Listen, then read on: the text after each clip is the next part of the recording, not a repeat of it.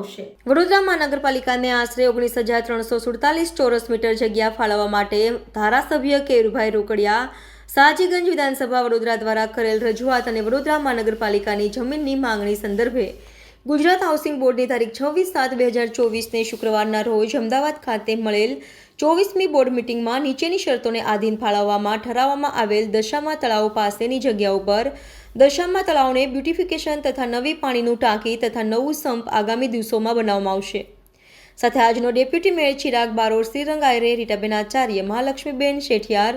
નરવીરસિંહ ચુડાસમા, મીનાબાઈ ચૌહાણ, સુરેખાબેન પટેલ તથા ઉપસ્થિત રહ્યા હતા। ધારાસભ્ય કેયુર રોકડિયાએ તળાવની પૂજા કરી હતી। આજ રોજ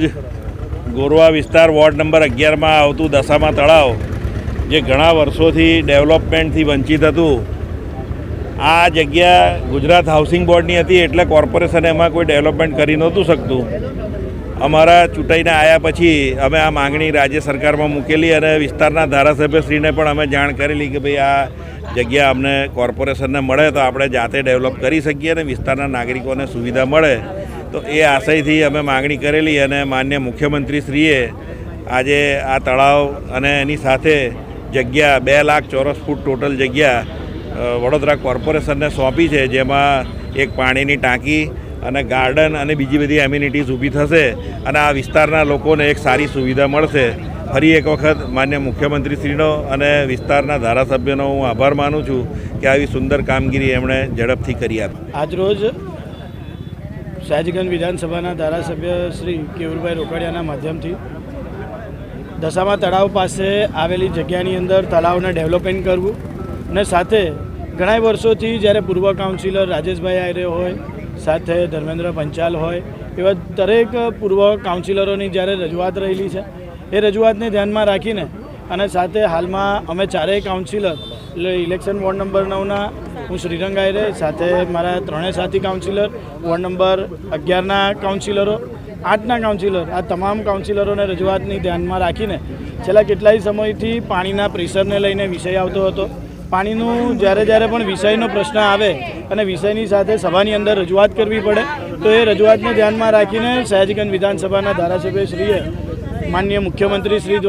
પાસે જઈને રજૂઆત કરી અને રજૂઆતને ધ્યાનમાં રાખીને જે હાઉસિંગ બોર્ડ પાસે રહેલી જે જગ્યાઓ છે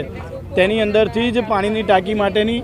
19,460 સમથિંગ ચોરસ મીટરની જગ્યા ફાળવવામાં આવી છે, એટલે કે 2 લાખ સ્ક્વેર ફૂટ જેટલી જગ્યા આપવામાં આવશે, જેની અંદર તમામ જે દશામા તળાવનું ડેવલપિંગ છે, સાથે લક્ષ્મીપુરા પાણીની ટાંકી તેનું પણ અહીંયા ડેવલપિંગ થશે। એટલે વર્ષોથી થતી રજૂઆતના આજના દિવસે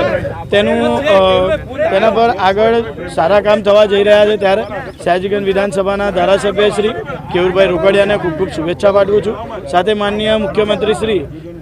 ભૂપેન્દ્રભાઈ પટેલ સાહેબનો પણ અમે ખૂબ ખૂબ આભાર માનીએ છીએ અને વિસ્તાર વતી તમામ લોકોને ખૂબ તકલીફ પડતી હતી।